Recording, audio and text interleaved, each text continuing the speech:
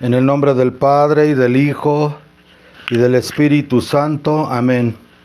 Ven, Espíritu Santo, llena los corazones de tus fieles, y enciende en ellos el fuego de tu amor. Envía, Señor, tu Espíritu, y todo será creado, y se renovará la faz de la tierra. Oremos, oh Dios, que has iluminado los corazones de tus fieles con la luz de tu Espíritu Santo. Concédenos que por este mismo Espíritu aprendamos a obrar rectamente siempre, y gocemos de la dulzura del bien y sus divinos consuelos. Por Jesucristo nuestro Señor. Amén. María, trono de la sabiduría, rogad por nosotros. En el nombre del Padre, y del Hijo, y del Espíritu Santo. Amén.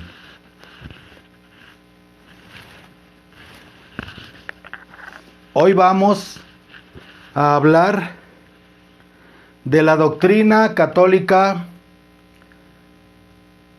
sobre los místicos que reciben revelaciones, que han recibido revelaciones, y sobre los videntes en general. Es preciso que ustedes puedan tener la doctrina directa de la Iglesia para que puedan discernir en cuestión de videntes, de lugares de apariciones y de místicos en general. Las revelaciones, del latín revelare, quitar el velo, manifestar una cosa oculta. En el sentido estricto es el acto sobrenatural por medio del cual Dios comunica al hombre sus enseñanzas y su voluntad, ya sea inmediatamente por sí mismo, ya sea mediatamente a través de un intermediario divinamente autorizado. La teología católica ha hecho siempre una clara distinción entre la revelación pública y la revelación privada. La revelación pública es la que está dirigida a toda la humanidad como objeto de fe universal. Y esta revelación pública está en el Antiguo Testamento y en el Nuevo Testamento, y declarada como dogma de fe por la Iglesia, una santa, católica, apostólica y romana. Tuvo inicio desde el principio de la humanidad con nuestros progenitores.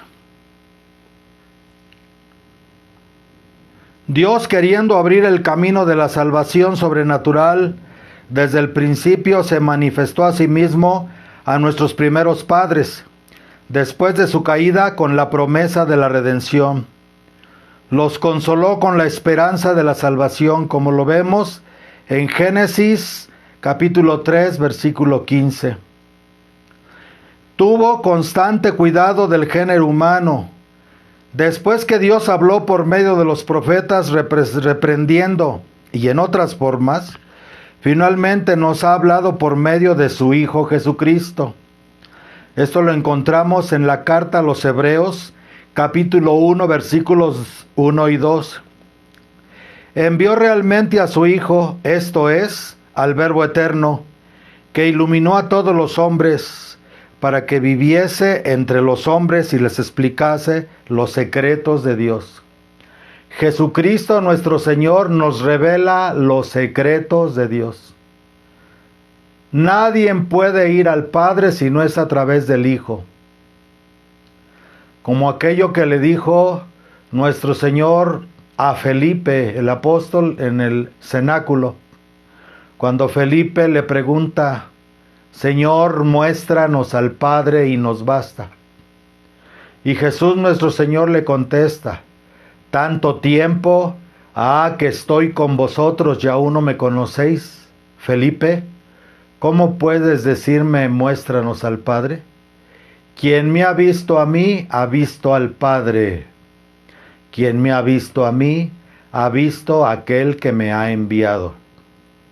Así es que a través del pensamiento, palabra, sentimiento y acciones de nuestro Señor Jesucristo, los secretos del Padre nos están siendo revelados a nosotros. Él Nuestro Señor Jesucristo cumple y completa la revelación y la confirma con el testimonio divino de que Dios está con nosotros para librarnos de las tinieblas del pecado y de la muerte, y resucitarnos para la vida eterna. La doctrina cristiana en cuanto significa Nuevo Testamento o Nuevo Pacto no se acabará nunca, y no es de esperarse alguna otra revelación pública, o sea, ya no hay nada que esperar nuevo más que lo que nuestro Señor Jesucristo nos dejó. Por eso la Iglesia enseña que la revelación pública que ha quedado bajo cánones de concilios, de papas, quedó cerrada la revelación de Dios hacia el hombre con nuestro Señor Jesucristo y con los apóstoles. Y ya no es de esperarse alguna otra revelación pública antes de la manifestación gloriosa de nuestro Señor Jesucristo. Podemos confrontar con la primera de Timoteo, capítulo 6, versículo 14, con la carta de San Pablo a Tito, capítulo 2, versículo 13, y les estoy dando esto para que ustedes puedan corroborar con sus libros en la Sagrada Escritura. La revelación pública se divide en dos grandes periodos, el judaico o del Antiguo Testamento y el cristiano o del Nuevo Testamento. Toda esta revelación está contenida en la Sagrada Escritura y en la tradición. No hay nada nuevo que añadir. Por otra parte, las revelaciones privadas son las que están dirigidas a una sola alma, a un cierto número de almas, no como en la revelación pública que se dirige a toda la humanidad, sin que sea necesariamente objeto de fe universal. Pueden suceder mediante apariciones, locuciones. ¿Qué es una locución? Cuando alguien escucha que le hablan, utilizando los sentidos externos, o sea, se oye con los sentidos de fuera. O también mediante visiones y revelaciones que se ven con la mente, utilizando las facultades internas.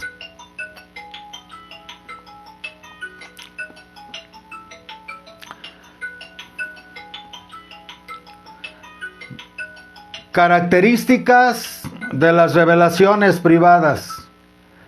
Características de las revelaciones privadas. Según la teología católica, estas revelaciones privadas son posibles, reales, relativamente raras, útiles necesariamente, subordinadas a la revelación pública y ocupan una posición distinta al depósito de la revelación. Entonces, las revelaciones y las formas de revelación podemos encontrar un discernimiento amplio en los escritos de San Juan de la Cruz en su obra Subida al Monte Carmelo. Allí San Juan de la Cruz nos dice cómo pueden ser posibles estas revelaciones, estas manifestaciones, estas expresiones de lo divino, y también nos dice cuáles serían los peligros, cuáles son los signos de una verdadera y auténtica revelación, los signos de una verdadera y auténtica manifestación de lo celestial, y cuándo son cosas demoníacas, acechanzas y ese tipo de cosas.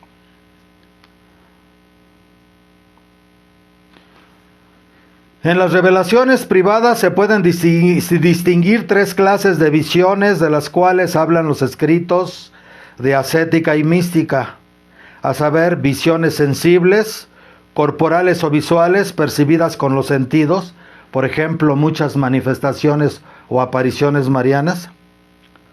También se llaman apariciones, visiones de la imaginación o que se ven con la mente, con la imaginación, ya sea en sueños o despiertos. Y algunas visiones se componen de 2 o 3 clases al mismo tiempo. También las locuciones o palabras sobrenaturales pueden ser de 3 clases. Locuciones auditivas, que alguien escuche una voz en su oído. locuciones imaginativas que oigan palabras en su imaginación, y locuciones intelectuales percibidas directamente con el intelecto, con el pensamiento. También estas locuciones, como las visiones, pueden provenir de Cristo nuestro Señor, de la Santísima Virgen María, de los ángeles, de los santos, pero también de los demonios, de los ángeles caídos y de las almas condenadas. O sea, el fenómeno se puede manifestar viniendo de ambos lados.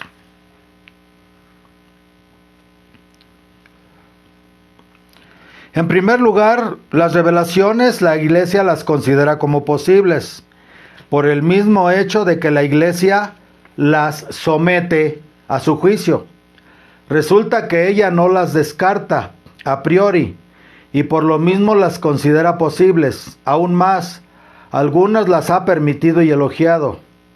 Es obvio que Dios, por el hecho de haber dado a la humanidad una revelación pública, general, no ha renunciado a su libertad de añadir cuando a Él le plazca algunas revelaciones privadas, particulares, menos extensas y sobre todo no contradictorias con la revelación pública entregada ya a través de las Santas Escrituras y a veces del todo individuales. La riqueza del misterio de Dios es inagotable. Dios jamás ha renunciado a tener contactos directos con las almas a fin de instruirlas. A este propósito es muy conocida la profecía de Joel, el cual, hablando del reino mesiánico, dice: y sucederá que en los últimos días yo derramaré mi espíritu sobre toda carne, y los hombres se convertirán en profetas, vuestros hijos y vuestras hijas. Vuestros ancianos tendrán sueños y vuestros hijos tendrán visiones. Joel capítulo 3 versículo 1. Por esto son posibles, la Iglesia lo considera como posible. En segundo lugar, también es que son reales, por lo menos en ciertos casos, por el simple hecho de que la misma Iglesia permite que algunas de esas revelaciones circulen entre los fieles, y alguna, por ejemplo, la del Sagrado Corazón de Jesús a Santa Margarita María de Alacoque, o también la devoción al Santísimo Sacramento, sea hasta fundamento de un culto religioso y por lo mismo litúrgico y oficial. Los criterios para aceptar la realidad de una revelación o para distinguir el elemento humano que se puede infiltrar son tres a considerar: la persona que recibe la revelación, la materia a la cual se refiere y los efectos que ella produce. La Iglesia es por eso profundamente estricta en el sentido de si se aceptan o no se aceptan revelaciones privadas, evidencias de apariciones, porque se tienen que considerar tres análisis. Primero, la persona que recibe la revelación. Segundo, la materia, el material, la información, el mensaje que se vierte a esa persona. Y los efectos que produce la publicación o la enseñanza de esos mensajes.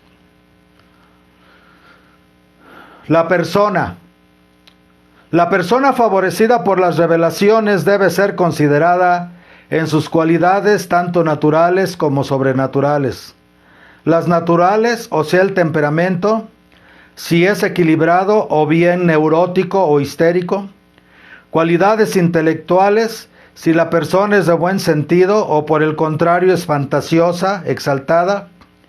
Cualidades morales, si es completamente sincera o bien inclinada a exagerar y a inventar. Las cualidades sobrenaturales, o sea, si está dotada de virtudes sólidas, si es obediente y de manera particular, si tiene una sincera y profunda humildad o por el contrario le gusta darse a conocer.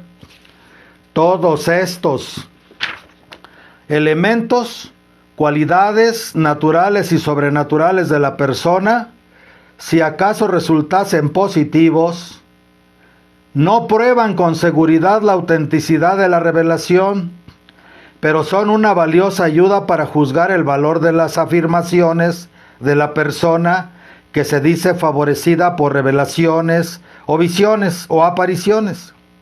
Si por el contrario los mencionados elementos resultasen negativos, la autenticidad de la revelación no sería para considerarse.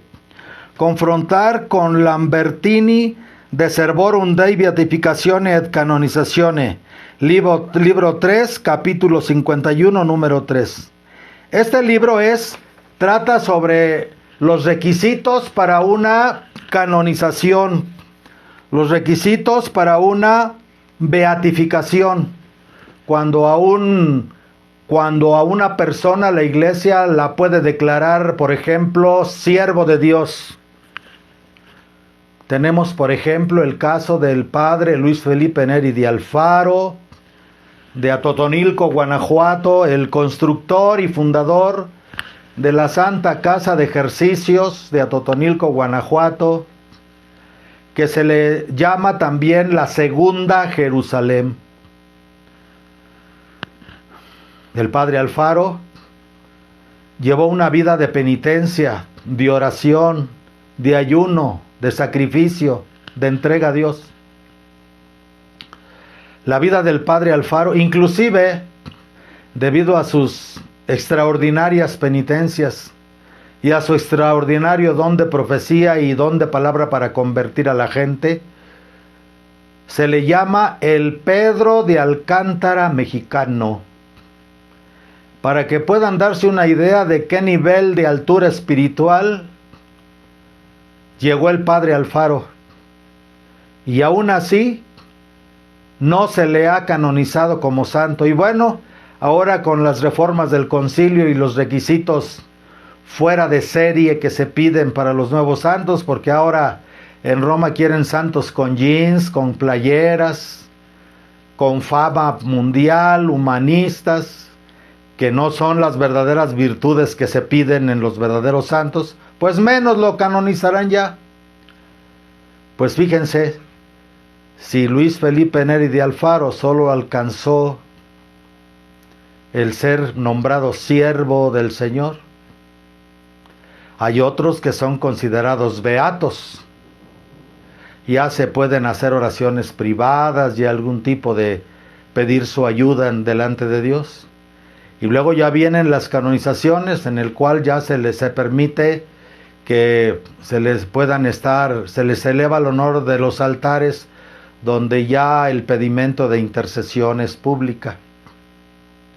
Obviamente, como los santos están unidísimos a Cristo, pues ya son parte del cuerpo místico. Por eso no es una idolatría invocar a un santo y pedirle, porque realmente la participación que tiene cada santo en el cuerpo místico de Cristo, por su transformación alcanzada en la tierra, es lo que los hace que puedan ser conductos de Cristo a través de ellos.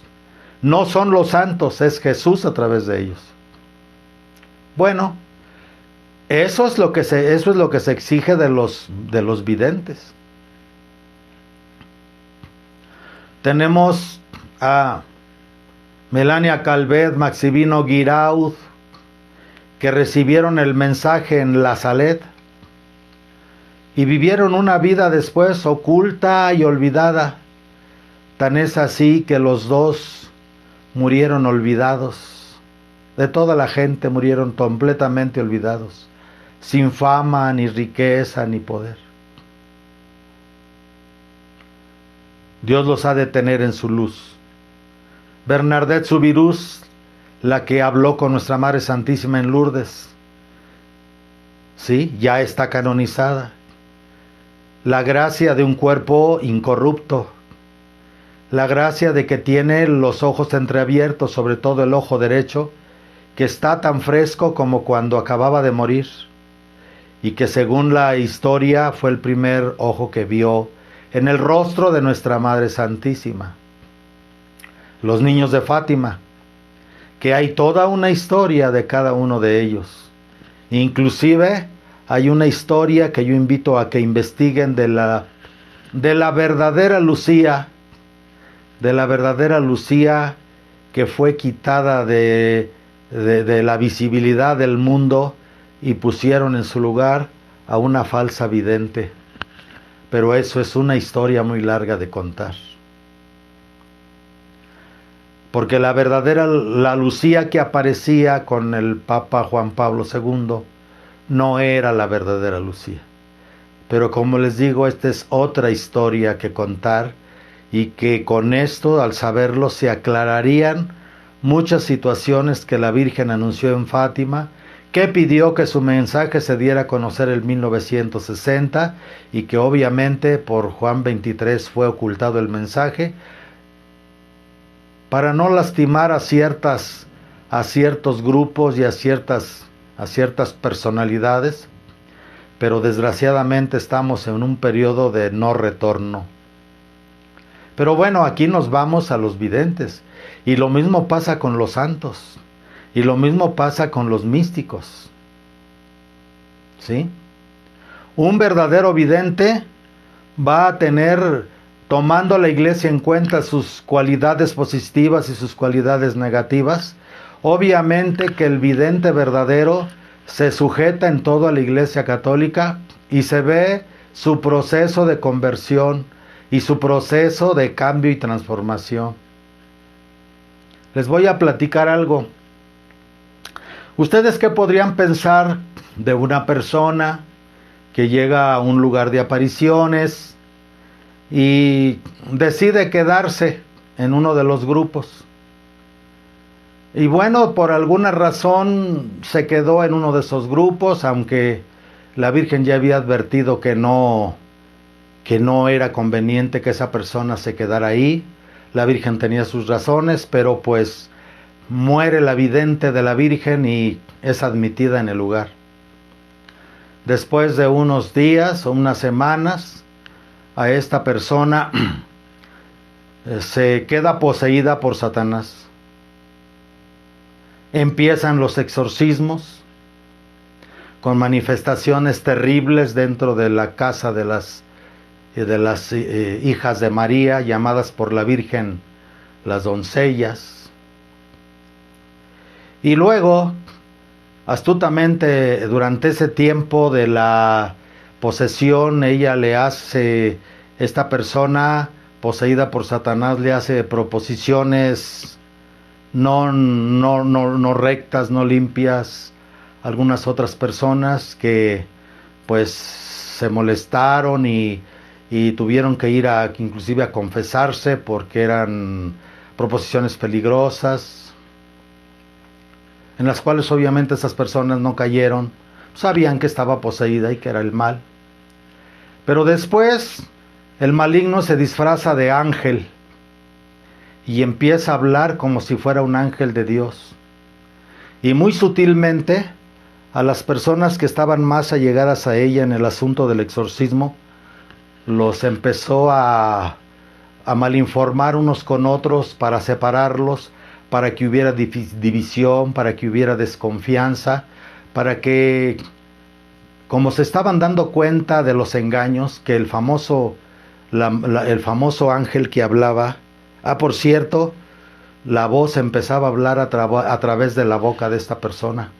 Un fenómeno mediumnímico, totalmente mediumnímico. Esta persona se volvió un canal de estas fuerzas. Y que hablaba el ángel. Pero algunas de sus compañeras se dieron cuenta que el ángel no era un ángel del cielo, que era la misma fuerza que había poseído a la persona, pero se había disfrazado de ángel de luz. Y fracturó la amistad que había entre aquellos que habían estado participando en los exorcismos, al grado de crear enemistad y desconfianza, para que los que estaban descubriendo el engaño no pudieran transmitirle esto ni al superior ni a los otros. Y bueno, así pasó. Esta persona empezó a hablar, que entraba la Virgen en ella, que entraba la difunta vidente en ella, que entraban el espíritu de algunos santos en ella, pero también entraba el diablo, seguía entrando de vez en cuando Satanás. Y bueno, pues había desde el punto de vista teológico y en ese sentido, había una intuición en la mayoría de los demás del seminario, no de todos, pero sí sobre todo en otro convento de monjitas que habían sido educadas por la Santísima Virgen María, a quienes la Virgen les había advertido a través de la vidente que después de que muriera la vidente no habría ya más videntes, que vendrían muchos videntes tratando de ocupar su lugar, pero ninguno sería cierto, al cual doña Gavina también se lo advirtió muchas veces al sacerdote, al superior, la vidente, a padre Nabor, obviamente. Estoy yendo poco a poco para que me sigan. Pero no se hizo caso a eso y las monjitas intuían que algo no estaba bien ahí. Los seminaristas no tanto, el superior menos. Confiaba en que la información que le daban algunos varones fuera la correcta y bueno, pues esos varones no tenían ni todo el estudio ni toda la preparación teológica, al menos en aquellos tiempos, para saber y discernir. Pero bueno, después con el paso del tiempo, resultó que empezó a haber doctrinas contrarias a la doctrina de la Iglesia. Esta persona empezó a exprimir información a los más allegados de aquella vidente que había muerto, y después empezó a notar que muchos de los mensajes estaban basados en esa información que ella había obtenido de quienes sí habían estado cercas de la vidente. Y bueno, hubo algo que ya con el paso del tiempo hizo reaccionar a algunos. A muchos reaccionaron, muchos que sí tenían un conocimiento más profundo, que se dejaron guiar por su intuición, que se empezaron a buscar e investigar. Pero aquí lo primero que es antidoctrinal es esto. El fenómeno de esta persona era mediumnímico. Entraba en trance y entraban los espíritus que se decían ser santos, o se decían ser un ángel, o se decían ser la Virgen, o se decían ser inclusive algunas advocaciones, o se decían ser la difunta vidente. Y aquí viene la gran contradicción con la doctrina de 20 siglos de la Iglesia. Independientemente de los hechos de la persona, de su vida o de sus acciones, que es obviamente a ninguno nos toca juzgar, pues todos estamos en un camino tratando de lograr nuestra propia salvación. Pero sí hubo algo que fue contradictorio totalmente con la doctrina de la Iglesia. Si en el Antiguo Testamento Dios había prohibido eso, no habrá en medio de ti quien hable con los muertos, quien haga sortilegios, quien use la adivinación, que adivine con los astros, que canalice los muertos, que haga magia. Y aquí entraba el problema totalmente contradictorio con la doctrina, porque esta persona era medium. Y entonces los que lo rodeábamos empezábamos a preguntarnos, ¿será posible que Dios, el Eterno Padre, que agotó su infinita sabiduría, todo su poder y toda su sabiduría para crear el alma de María, purísima,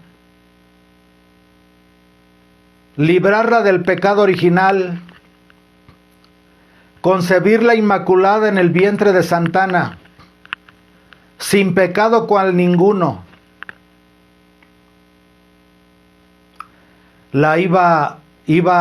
Permitiría el Eterno Padre que aquella que fue creada inmaculada, pura y virgen, santa, para ser el sagrario del Verbo divino encarnado, el Mesías prometido, pudiese entrar en un vaso que le había pertenecido a Satanás, en una vasija manchada por Satanás. ¿Podría Dios hacer eso? No entra dentro de la lógica divina porque es contrario a todas las Sagradas Escrituras, por más que lo quieran o no. Dirán ustedes, bueno, entonces ¿cómo entró en su madre Ana, que sí fue una mujer que tuvo pecado original? Pero lo que no saben ustedes es que Joaquín y Ana no concibieron a María en su juventud. Y por eso fueron injuriados, despreciados, juzgados, condenados. Porque Joaquín y Ana no tenían familia y llegaron a una gran ancianidad. Y cuando llegaron a esa ancianidad, 90 años, 85, 90 años, según las revelaciones, verdaderas revelaciones. Entonces, Gabriel le dice a Joaquín que se prepare porque tiene que estar con su esposa, y es por mandato de Dios, porque van a concebir a la que será la futura madre del Mesías.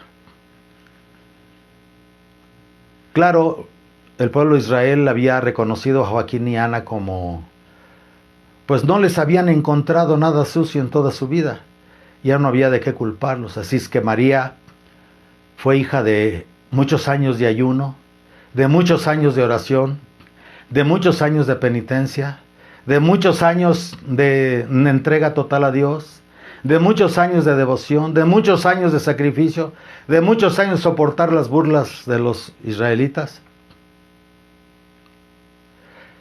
Cuando Ana y Joaquín la concibieron, ya no lo hicieron, ya no había la lujuria de la juventud. Lo hicieron por mandato divino. Y como dice en las revelaciones místicas, el Eterno Padre puso un coro de 1000 ángeles cuando María estaba siendo concebida en el vientre de Santana, para que no la tocara ni una brizna de mal, de pecado, de nada. Entonces, hay una lógica divina, hay una lógica sagrada, hay una lógica espiritual. Entonces se preguntaba los que empezaron a reaccionar, ¿será posible que Dios, el Eterno Padre, que agotó su infinita sabiduría para traer a la existencia en la tierra a María Santísima, la Madre de Jesucristo nuestro Señor, permitiría que la toda pura y la toda inmaculada y la toda santa entrara para comunicarse con los hombres a través de un fenómeno mediumnímico prohibido por el Antiguo Testamento, y que entrara en un cuerpo que había sido vasija del mal, casa del mal? Porque dicen que la posesión sirvió para purificarla a la muchacha. Pero por muy purificada que hubiera quedado, no es un camino de fe pensar que el Eterno Padre permitiera que María usara un fenómeno mediumnímico que está prohibido como abominable y maldito en el Antiguo Testamento, como es la mediunidad. El fenómeno existe, eso es indudable. Y que Dios en cada una de estas personas que tienen ese don a veces tiene sus designios para aprendizaje de muchos, eso sí, pero no para un camino celestial. ¿Cómo era posible que después de que la Virgen directamente se comunicaba con la primera vidente, directamente se le aparecía, se le manifestaba, le entregaba sus palabras, la vidente iba y le entregaba sus palabras al sacerdote, el sacerdote apresuradamente escribía conforme la vidente le iba dictando el mensaje de la Virgen, que a veces era de páginas y páginas y páginas? Son cosas, nada más desde ese punto de vista, no se podía admitir ya, aparte de una serie de acontecimientos que rodearon la historia y que ya lo veremos en los otros puntos, pues no se puede aceptar desde la fe católica, apostólica y romana que Dios utilice la mediumnidad, un fenómeno condenado por Dios en el Antiguo Testamento. No podemos pensar que Dios se contradice, ya que Santiago Apóstol dice que Dios es el Padre de las luces, en el cual no hay cambio ni mutación cual ninguna. Dios y Cristo y el Espíritu Santo son la verdad, ayer, hoy y siempre. No puede cambiarse, no puede modificarse, no puede reinterpretarse, amados hermanos. No se puede pensar que Dios hiciera eso. Y sobre todo porque conforme al discernimiento de la Iglesia, las cosas que se fueron dando posteriormente demostraron que eso no podía no ser verdad celestial, porque sí era verdad, pero no era verdad celestial. Y obviamente, como lo vamos a ver aquí, después hubo intervención humana.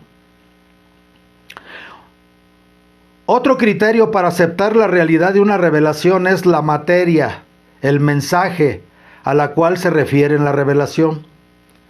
Cualquier revelación auténtica, cualquier mensaje auténtico, no solamente aparente, que sea contraria a la fe, a las buenas costumbres o a la decencia, debe ser rechazada inexorablemente. Inexorablemente. Porque Dios no puede contradecirse enseñando cosas contrarias a lo que la Iglesia enseña. Me acuerdo que después de mi ordenación sacerdotal, cuando yo me fui porque yo ya no creía en ella, y luego regresé por lo de las monjitas, y no me dejaron entrar al pueblo, porque queríamos hablar con Papá Nabor. Me acuerdo que después me dijeron que en un mensaje la Virgen había dicho que yo ya no era sacerdote.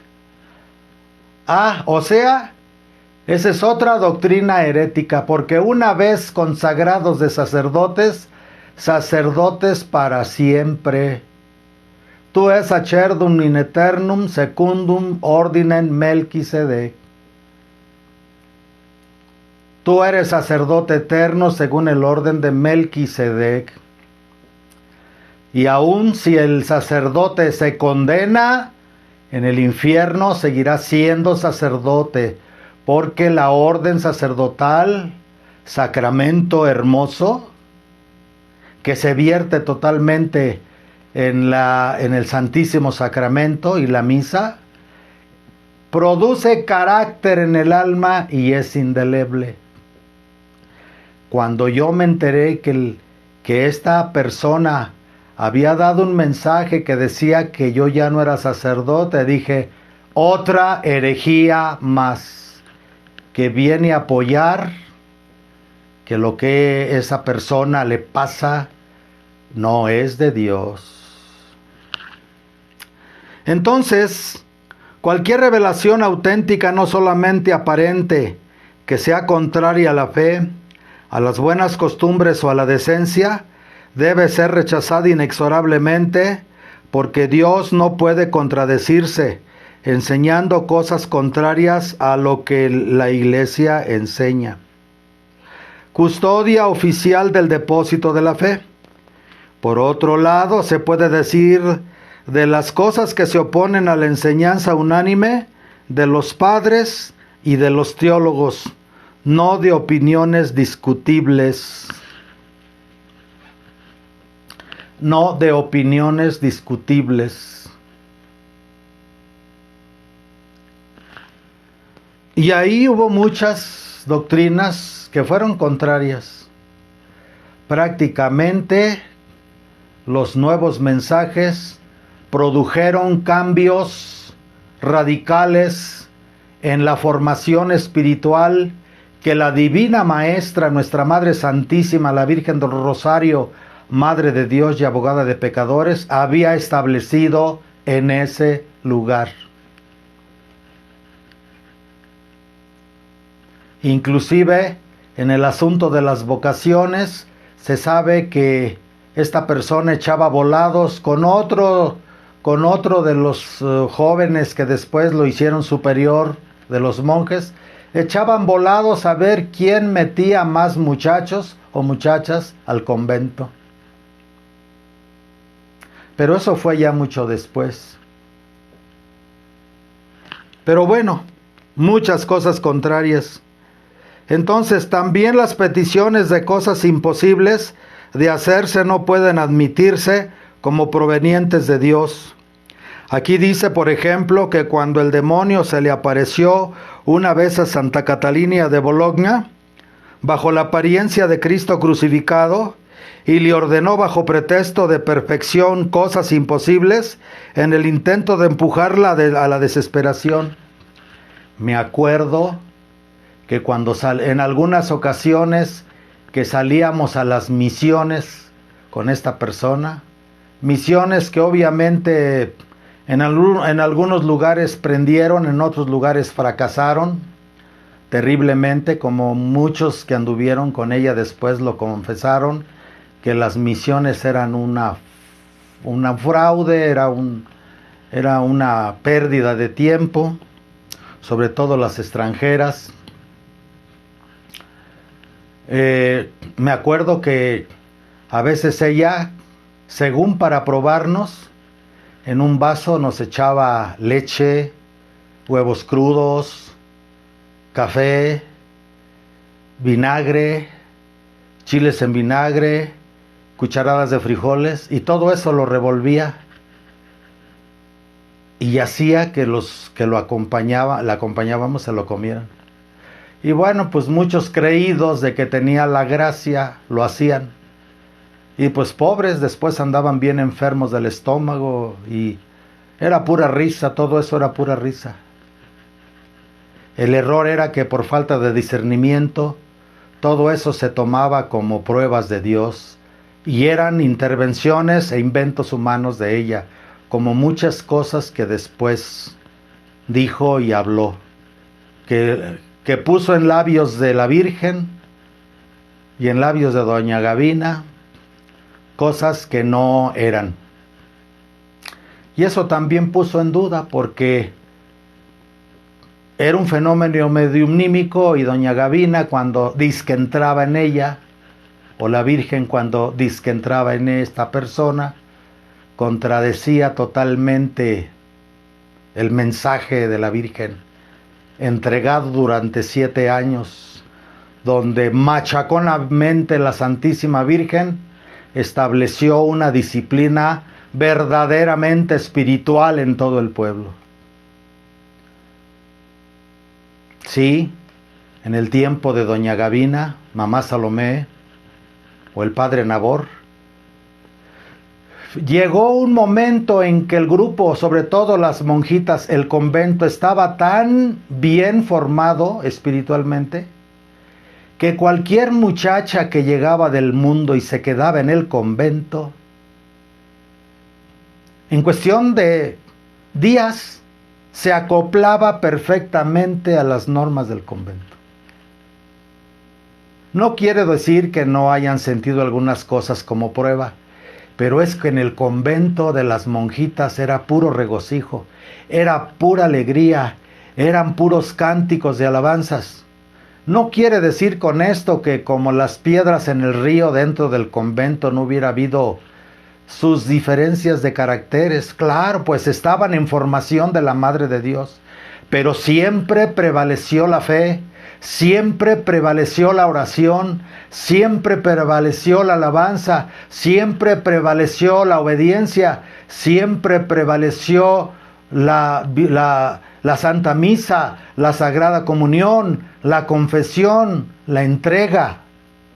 Eso fue lo que prevaleció, sobre todo en el convento de las monjitas y, ¿por qué no?, en el grupo de los varones o futuros seminaristas y en otros grupos que la Virgen iba formando paralelos, como que la Virgen formó cada grupo como para que todos los caracteres espirituales pudieran encontrar un camino hacia Jesucristo, en Jesucristo y por Jesucristo para la gloria del Padre. Así fue esos 7 primeros años de enseñanza. Que obviamente con la llegada de esta otra persona, todo eso cambió, se modificó, se revolvió, se desquició. Y obviamente que en los primeros mensajes la Virgen había dicho que las monjitas, sobre todo las soldaditas, las que habían visto la revelación cuando la Virgen se grabó en el lienzo, esas no perderían la fe. Que sus hijas serían protegidas y no perderían la fe. Y tan fue así que para poderse librar de las monjitas, las tuvieron que correr. Corrieron a todas las monjitas del convento y a algunos seminaristas que las defendieron y gente del pueblo que las defendió. Cuando ellas, su única culpa fue defender vivamente la doctrina católica, apostólica y romana, que la Virgen vino a confirmar con sus mensajes, con su doctrina. Por eso estoy leyendo doctrina católica sobre los mensajes, las revelaciones, los videntes y los místicos. No son inventos míos. Entonces Dios no puede contradecirse enseñando cosas contrarias a lo que enseña la Iglesia y que custodia el depósito de la fe. Otro tanto se puede decir de las cosas que se oponen a la enseñanza unánime de los padres y de los teólogos. No de opiniones que puedan ser discutibles, sino en cosas doctrinales y de fe que no pueden discutirse porque están definidas por la Iglesia, porque provienen de Dios. Si por el contrario lo que contienen las revelaciones privadas no solamente son ortodoxas o verdaderas o fieles a la doctrina, sino superiores a la capacidad natural del vidente, se tiene un criterio positivo de su origen sobrenatural. Y ese era lo que admiraba de doña Gavina. Cuando uno lee los mensajes, uno ve la cantidad de cosas teológicas que en palabras de a centavo la Virgen le entregaba a doña Gavina, mamá Salomé. Todos los mensajes, obviamente, amados hermanos, y algunos de los que están allá, o algunas de las personas nuevas que viven ahora en el lugar de las apariciones, tienen ustedes el derecho de hacer uso de su derecho, de hacer que los sacerdotes les den a conocer todos esos mensajes, todas esas enseñanzas, sobre todo a los sacerdotes que son de ese tiempo. Ustedes como seglares, como hijos de la Santísima Virgen María, están obligados a conocer 7 años de palabras y de doctrinas no contradictorias con la fe de 20 siglos que la Santísima Virgen entregó. ¿Y por qué digo que pregunten a los viejos? Sobre todo al obispo Monseñor Santiago, que fue el primer religioso seminarista y amado por la Virgen. junto con su difunto ya hermano Juan el Bautista y el padre Israel. Ellos saben que no se pueden reinterpretar los mensajes a la luz de los videntes posteriores que, siendo falsos, no concuerdan las enseñanzas, y mucho menos con la doctrina de la Iglesia. Un tercer criterio para aceptar la realidad de una revelación celestial o sobrenatural se refiere a los efectos que produce tal revelación. ¿Qué efectos produce esa revelación? ¿Qué producen los mensajes? ¿Qué se logra con los mensajes? ¿Cierto? La Nueva Jerusalén tuvo una crisis bastante fuerte en el año de 1976, en el cual, por personas demasiado racionales que no supieron escuchar las explicaciones que daba el padre Nabor, que era el que vino, ¿qué significa esto? Y esto conforme a la doctrina, ¿qué significa? Y que mamá Salomé le aclaraba las cosas para que él viera que no había doctrina contradictoria. Se fueron y sin embargo ellos después regresaron y pidieron perdón cuando empezaron a extrañar a la Virgen, cuando vieron que su vida había cambiado al haber escuchado esos mensajes. Retornaron. Y tengo muy clara la experiencia porque a mí me tocó esa crisis. A mí me tocó decirle al padre Nabor lo que los que estaban ahí demasiado racionalistas, un sacerdote estaba envenenando a la gente diciéndole que las apariciones no eran ciertas. Y a mí me lo dijo en confesión porque yo iba de visita y llevaba gente y yo todavía no empezaba a llevar tanta gente, fui de visita y me dijo que no era cierto. Fui y se lo comenté a él y se lo comenté a doña Gavina. Y se fueron y después regresaron. Y yo entonces, cuando ellos regresaron, yo ya estaba dentro del grupo de los varones. Y me acuerdo que yo salí al atrio a predicar a los peregrinos, a hablarles sobre la historia, sobre los mensajes, sobre lo que la Virgen nos estaba enseñando ahí. Porque la gente iba, las multitudes iban, pero iban por la Virgen.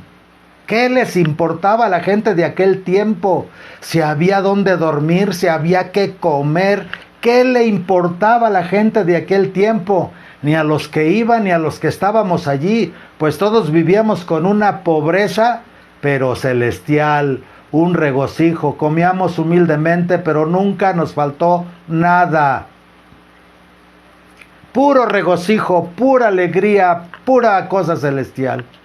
Y nos alimentábamos en la mañana de aquellas homilías tan grandiosas, tan doctrinales, tan correctivas, que el padre Nabor nos daba, porque eran verdaderamente homilías que educaban. No se mordía la lengua para hablar con la verdad. Y luego por las tardes, cuando leía el mensaje, otro tanto. Lo que decía el padre Nabor en el sermón en la mañana, ya lo había dicho, lo había explicado la Virgen en el mensaje en la madrugada. Pero hasta después de que él daba su sermón y terminaba su misa, durante la mañana doña Gavina iba y le llevaba los mensajes. Y él escribía. Así es que era un alimento celestial, pura leche condensada, pura crema y nata, puro alimento celestial. Cantos toda la noche, rosarios a cada rato, comunión en la mañana, meditada. Y nadie nos enseñó a meditar. Todos empezábamos, salíamos y nos quedábamos ahí, sumergidos en un rincón, hablando con Jesús sacramentado. Nadie nos enseñó. Fue inspiración de nuestra madre. Desagravios, visitas al Santísimo, componer alabanzas, que fluía la inspiración en todos en el pueblo. Unos con 2, 3 versos, otros con alabanzas completas, melodías, velaciones, desagravios, procesiones. Hermoso, hermoso, hermoso. porque todo eso que ahora siguen haciendo de procesiones, lo instituyó el permiso de la Santísima Virgen María. Ella permitía que la creatividad del Padre Nabor nos enseñara liturgia, nos enseñara todo el culto y la pastoral de aquellos tiempos que era hermosa, y de ahí fluyeron enriqueciéndose procesiones y festividades. O sea, era un pueblo que vivía la liturgia día y noche. Así vivíamos. Así nos enseñó la Santísima Virgen María. Y todo fue paz y armonía bajo la palabra de nuestra Madre Santísima y el peso celestial de los evangelios y de la doctrina de la Iglesia, que inclusive no hallaban los obispos modernistas que habían negado las apariciones, y los obispos de las diócesis de la República de aquel tiempo no hallaban cómo detener el flujo de miles de peregrinos que iban de todas partes a ver a la Santísima Virgen María. No porque hubiera lujos en el lugar, no porque hubiera comida en el lugar, no porque hubiera ricas vestiduras, ni en las monjitas, ni en los vivientes, ni en los sacerdotes. No, por ella. El centro de la vida era un sagrario que está hasta la fecha está en el altar al pie de la Virgen y nuestra Madre Santísima.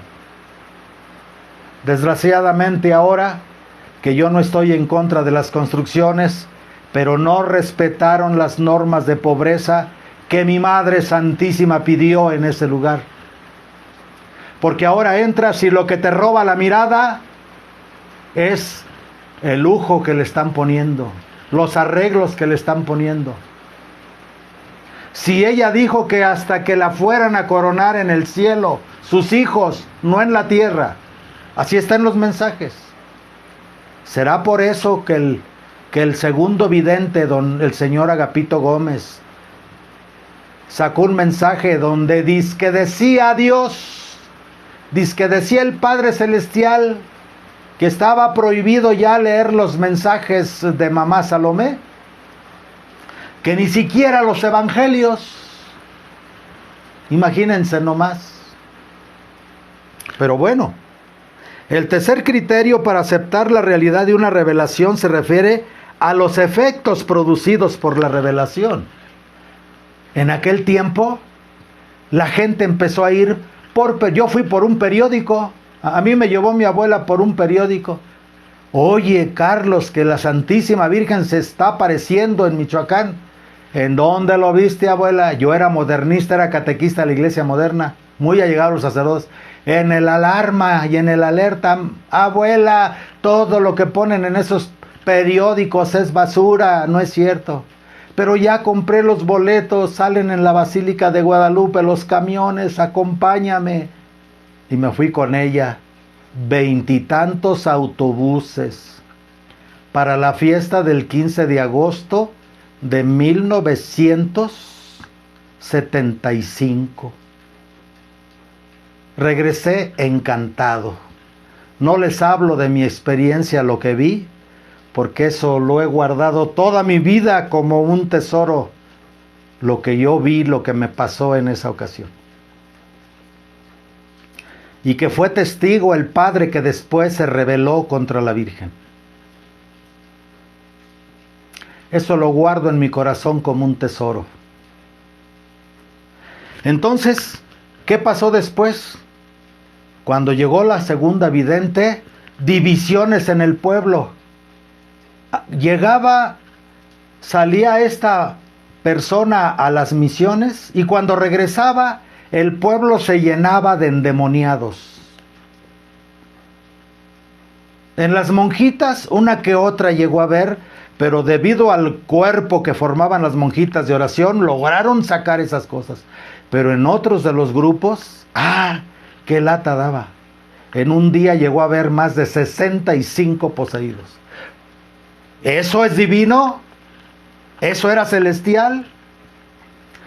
Se iba esta persona a las misiones y el pueblo entraba en una paz y en una tranquilidad. Regresaba y el pueblo era un revoltijo, era una división, era una crisis. Y así sucedió hasta que el pueblo se dividió y luego se pelearon. ¿Quién divide? Satanás. ¿Quién separa? Satanás. ¿Quién echa a pelear? Satanás. Algunos dicen, algunos de los que han defendido eso dicen, pues Jesús lo dijo en el Evangelio, yo no he venido a traer la paz sino la espada. He venido a separar al hijo de su padre, a la hija de su madre y a la nuera de su suegra, porque los peores enemigos que tienes son los de tu casa. Sí, vino a separar, pero la guerra a la que se refiere Jesús es la guerra en el alma. Jesucristo nuestro Señor nunca dio un testimonio de guerra, ni siquiera cuando se enfrentó a los rabinos y a los fariseos, cuando sabía que lo querían matar. El Evangelio dice, y pasando en medio de ellos se fue. Jesús nuestro Señor jamás permitió la división. No es enseñanza evangélica, no es enseñanza de la iglesia, aunque los hechos se han dado, pero no es la enseñanza de Cristo. Entonces el tercer criterio es ver qué efectos produce el mensaje. Por los frutos se conoce el árbol. Toda la gente que fue expulsada, los que fuimos hijos de mamá Salomé de alguna manera, porque fue como nuestra segunda madre, la mayoría, muy pocos y contados con los dedos, pero la mayoría salió y empezó a buscar la permanencia en la fe. Y estos grupos de primeros excluidos de la Nueva Jerusalén son los que trabajaron para que los grupos de Monseñor Lefebvre crecieran en México. En el Vergel de Santa María de Guadalupe, allí iban a escuchar misa. Y luego en Miguel Schulz, con los de Monseñor Lefebvre, allí iban a escuchar misa. En la iglesia, o en la gran iglesia que hay en León, Guanajuato, la parroquia del Santísimo Rosario, Nuestra Madre Santísima del Rosario, allí los sembradores son gente de la Santísima Virgen María. Obviamente Dios de las cosas malas saca cosas buenas. Gracias a eso, los grupos de Monseñor Lefebvre y luego grupos de Trento, como en Acapulco y en otros lados con Monseñor Moisés Carmona, crecieron porque fueron apoyados por gente de la ermita. Y lo quieran o no, estos grupos tienen mucha gente de aquellos primeros 7 años que son fieles a la doctrina católica, que viven lo que nuestra Madre Santísima del Rosario nos enseñó. Las revelaciones auténticas, verdaderas, producen serenidad y paz, no guerra, no división, no pleito en 3 manos. Las falsas producen turbación, tristeza, desaliento, división, inseguridad. Todos estos frutos del arte diabólico. Las verdaderas revelaciones fortalecen el alma en las virtudes, especialmente en la humildad. En cambio, las falsas producen orgullo. Confrontar con Santa Teresa de Jesús en su libro El Castillo Interior, mansión número 6, en una correspondencia con el 8, volumen 3, en la página 302, de una editorial que se llama Obras Modena. También es necesario tener presente que una revelación puede ser real o sea verdadera en la esencia y falsa en los detalles. ¿Por qué? Porque muchas veces también pueden ser verdaderas, pero cuando el vidente se envanece y le empieza a meter de los suyos, contamina la luz que está recibiendo a través. Pero en el caso de la Nueva Jerusalén, mamá Salomé ya lo había dicho. Al padre Nabor, los remito al video de YouTube del blog de la Virgen, de la entrevista que se le hizo a Monseñor Santiago el Mayor, cómo él, que cuidaba al padre Nabor cuando doña Gavina iba a entregarle los mensajes, escuchó muchas veces cómo le dijo mamá Salomé al padre Nabor: no se crea de videntes, después de que yo me muera no va a haber videntes, vendrán muchos y serán falsos. Yo soy uno de los que ella me dijo personalmente a mí eso, a Juan Bautista, a las monjitas. A las monjitas les anunció que se iban a ir de ahí, y las monjitas no creían ni podían entender cómo iba a ser eso. Y aquí viene algo muy importante que quiero ahora reafirmar. En el libro del Deuteronomio, cuando Moisés le pregunta al Eterno en el monte Sinai, que cómo podrá saber e identificar un verdadero de un falso profeta, el Eterno le contesta: si alguien dice que yo le hablo y le estoy entregando mensaje, y lo que dice no se cumpla, no le creas ni le respetes, es un falso profeta. Palabras del Deuteronomio.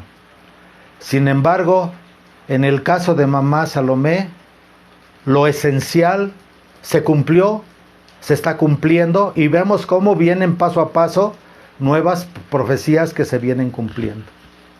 Inclusive muchos de nosotros tuvimos cosas personales que ella nos dijo de nuestra vida, y así ha sido. Por no hablar de que todos los de ese tiempo, sobre todo los más allegados, las monjitas sobre todo, tienen cada una historia que contar. ¿Pero por qué estoy hablando esto? Porque estoy dando doctrina de la iglesia para que no digan que lo que yo he hablado en otros videos no tengo bases ni fundamentos para hablarlo. Entonces, hay que ver todo eso. Que a veces el mensaje puede ser verdadero, pero la característica primordial es la de la persona. La persona muestra una gran santidad. Pregunten quién habla de los otros videntes. ¿Quién puede hablar de los otros videntes? Como se habla de doña Gavina, del modelo que tuvimos en doña Gavina. Diario asistía a misa a pesar de sus penitencias. Diario comulgaba. Hacía velaciones, oraciones. Atendía a los peregrinos en medio de sus enfermedades.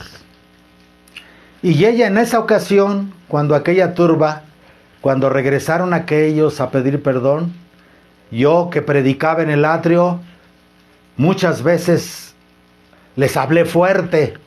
Si no creen en doña Gavina, ¿a qué vienen? Si no creen en que el padre Nabor está recibiendo la responsabilidad de este lugar, ¿a qué vienen?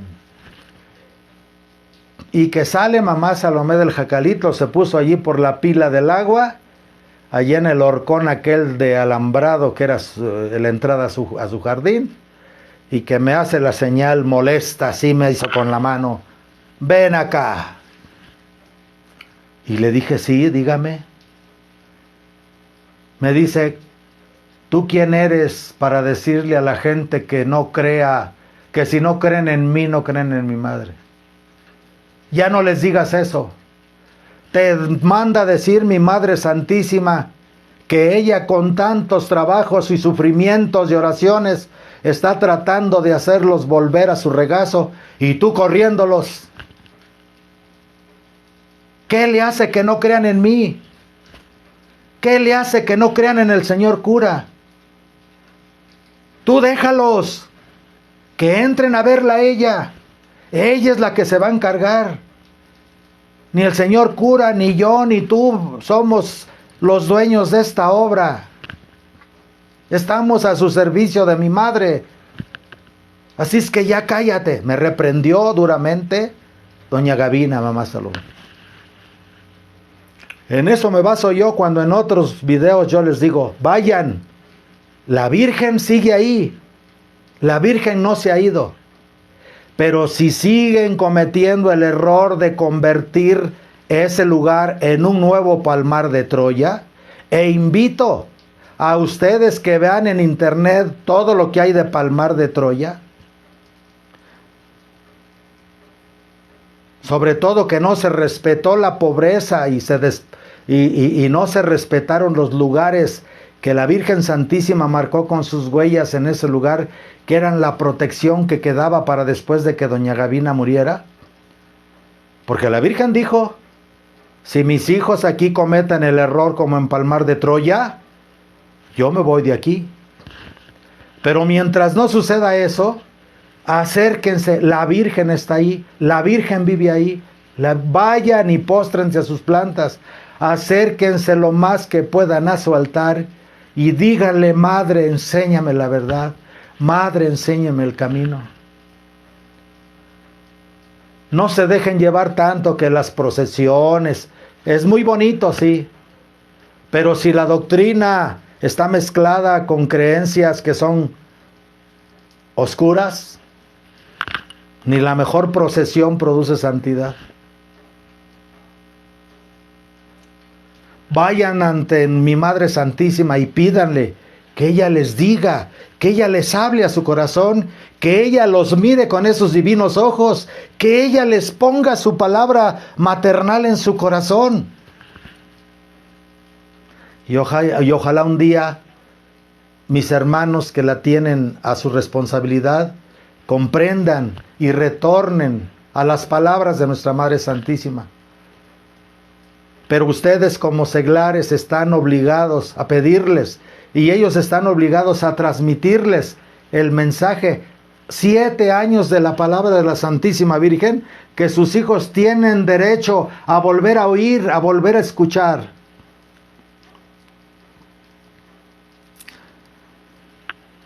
El cuarto lugar, las revelaciones privadas necesariamente están subordinadas a la revelación pública. Si un mensaje dice cosas contrarias diferentes a lo que está en la doctrina de 20 siglos, no se debe de aceptar. Deben ser juzgadas a la luz de la revelación pública. Por eso, el discernimiento lo da la palabra de Dios. Todo lo que va contra la palabra de Dios o es falso o es demoníaco. Como eso que les dije.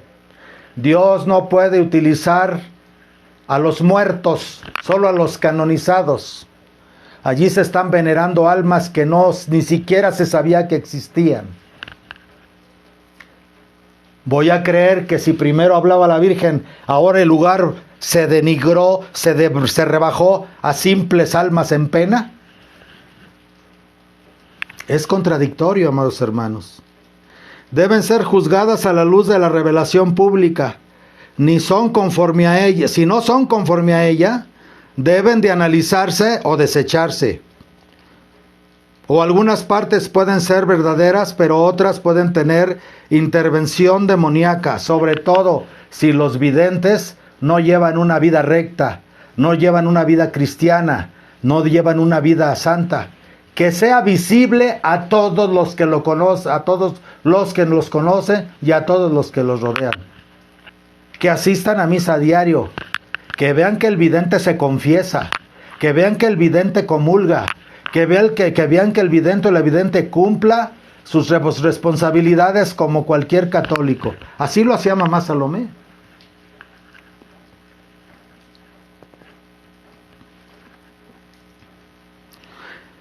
No es la revelación pública la que tiene que depender de las revelaciones privadas, sino que son las revelaciones privadas las que dependen de la revelación pública.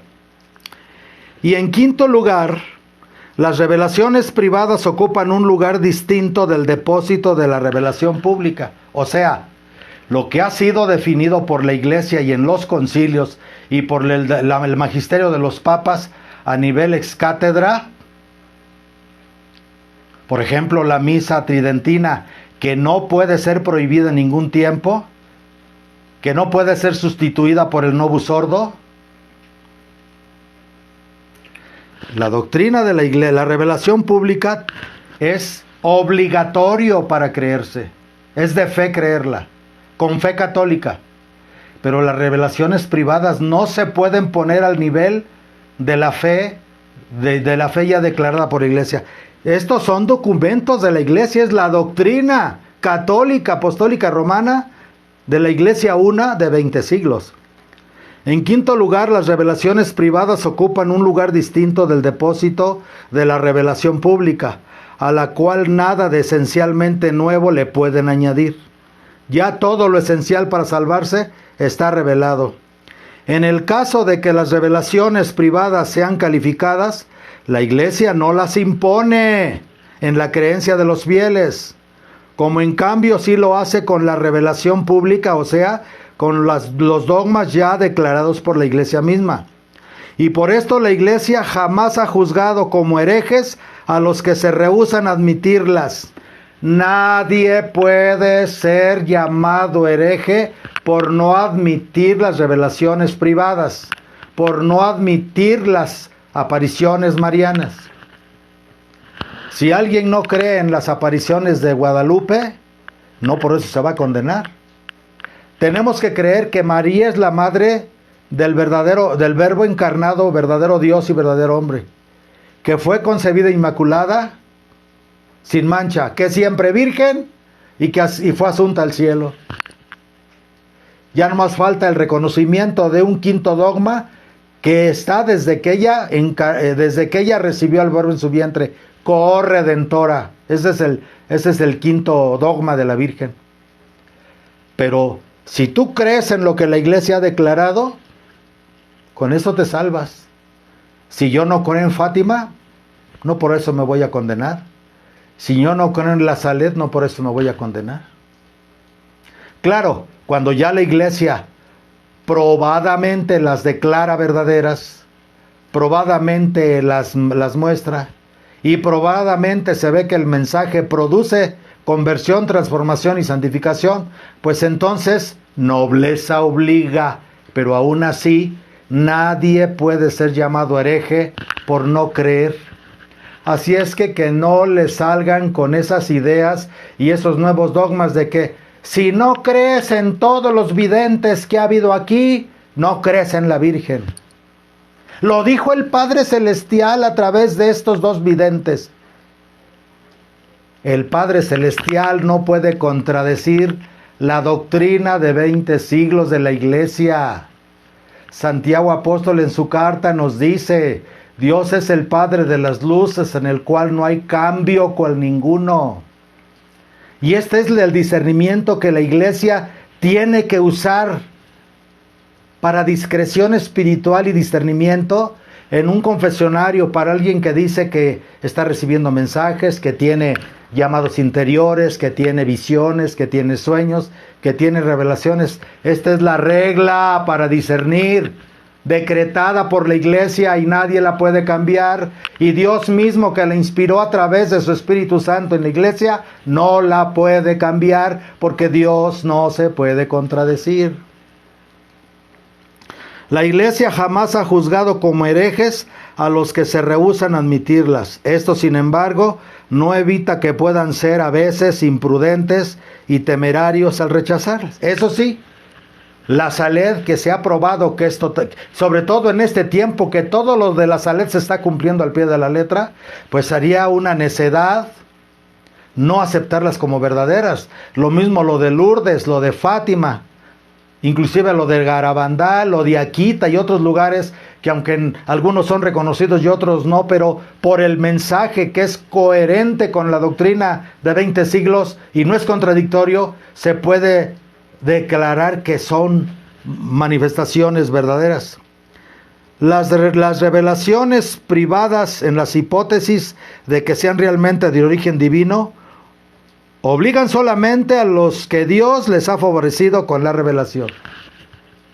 Un sacerdote que estuvo en la Nueva Jerusalén, que también se fue, el padre Benjamín Monasterio, padre cleretiano que estuvo por ahí en el año de 1978 en León, Guanajuato, en la iglesia de la Inmaculada, él se salió por otras razones, fue arrastrado por las circunstancias, pero él quería estar ahí, pero lo amenazaron con sacarlo de México si él no se retiraba de ahí. Y él me preguntaba, ¿qué me dices de Gavina? Ya le platicaba yo, con sus sufrimientos, sus penitencias. Eso es lo que a mí me dice que eso es verdadero. Dice, pero Gavina está obligada a creer en lo que ve y lo que recibe. Igual el padre Nabor porque ha tenido esas pruebas y señales. Pero nosotros no estamos obligados a creer. Y yo le decía, ¿y usted cree? Dice, yo sí creo. Pero desde la doctrina de la iglesia no puede imponer como dogma de fe que tienes que creer a fuerzas en un lugar de apariciones o en una aparición. Luego dice aquí, o sea, las revelaciones solamente le son obligatorias a quienes las reciben. Sin embargo, se trata de tener una fe puramente humana, o sea, podemos tener una fe humana en las apariciones, pero no una fe católica dogmática, porque mientras la iglesia no lo defina, no. Y no es una herejía ni es falta contra Dios, y aunque les digan que el Padre Celestial está diciendo que el que no crea en todos los videntes no cree en la Virgen, no se crean eso es una obra satánica, ¿sí? Sí, mamá Salomé dijo, no les quites, porque no les digas que tienen que creer en mí, que entren a verla a ella.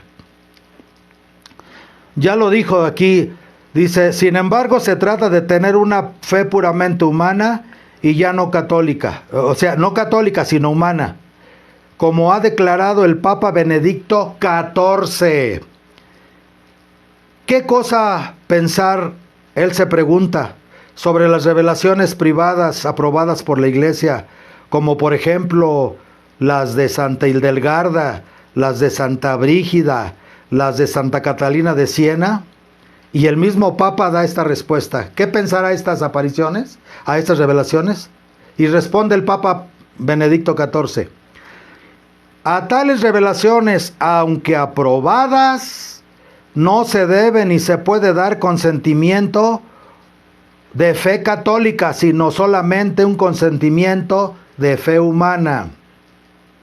Y eso, que Santa Hildegarda, Santa Brígida y Santa Catalina de Siena fueron elevadas a los altares porque realmente vivieron santamente, que no es el caso ni de esta muchacha, esta persona falsa vidente que llegó después de la muerte de doña Gavina, ni del siguiente falso vidente, ni de la que se encuentra ahorita, ¿no? Sino solamente un consentimiento de fe humana según las reglas de la prudencia, conforme las cuales tales revelaciones son probables, piadosamente creíbles. Esto lo escribió Benedicto XIV en una obra que se llama De Servorum Dei Beatificatione. Es una bula de cómo se han de beatificar a los siervos de Dios. Y finalmente las revelaciones privadas son útiles aunque nada añaden o pueden agregar a lo esencialmente nuevo de la revelación pública. O sea, las apariciones ya no tienen nada dogmático que añadir a la doctrina de la Iglesia de 20 siglos. No por esto deben considerarse inútiles. En realidad son muy útiles a las almas a las cuales son comunicadas. Entonces, esta es la doctrina de la Iglesia sobre las revelaciones de la Santísima, en este caso estoy leyendo, porque esto es un documento eclesiástico, es la doctrina de la Iglesia de 20 siglos sobre las revelaciones, tanto de los místicos, porque en los verdaderos conventos seguirán apareciendo almas que en sus procesos espirituales empiezan a recibir algunas revelaciones, o locuciones, o sueños, o intuiciones, y también, ¿por qué no? La Santísima Virgen tendrá hay ahorita en el mundo, ahorita fuera de México, en Colombia hay una verdadera vidente que es una religiosa, que está advirtiendo de todo lo que está sucediendo en la Iglesia, de todo el desmoronamiento de la fe a nivel mundial. Y hay otras dos videntes que inclusive se han tenido que esconder para que no sean agredidas, porque han anunciado cosas con precisión. Han anunciado sismos, han anunciado situaciones con mucha precisión. Y en ningún lugar han dicho, si no crees en tal vidente no te salvas, ¿no? Y hay muchísimos grupos que están volviendo a la tradición, que para mantenerse seguros van con prudencia con los mensajes de apariciones y se guían solamente por la doctrina de la iglesia de 20 siglos. Y son grupos que por todo el mundo están creciendo. Hay un grupo de ellos que tiene 4 obispos y tiene, yo creo que unos, ¿qué será? 400 sacerdotes o más por todo el mundo. De la línea de Trento hay aproximadamente consagrados, así desde que Moisés Carmona lo consagraron, pues ha de haber como unos, bueno, desde que yo tengo conocimiento, unos 30 o 40 obispos. O sea, la iglesia no ha desaparecido, pero ya está en las catacumbas. A ver, hermanos, los que creemos en Nuestra Madre Santísima del Rosario, una cosa: si no nos es suficiente Jesucristo y su iglesia, vamos a andar siempre buscando revelaciones y sueños y profecías. La Virgen Santísima del Rosario vino a decirnos que volviéramos a la iglesia. Retornó al Padre Nabor a la tradición. Ella fue la que lo sacó del modernismo y lo retornó a la tradición. Y ella fue la que sacó a doña Gavina de su vida normal y la introdujo en un proceso de santificación muy alto, como muchos de nosotros lo vimos y lo sabemos. Y todos los de ese tiempo fuimos llamados a ese volver a la iglesia.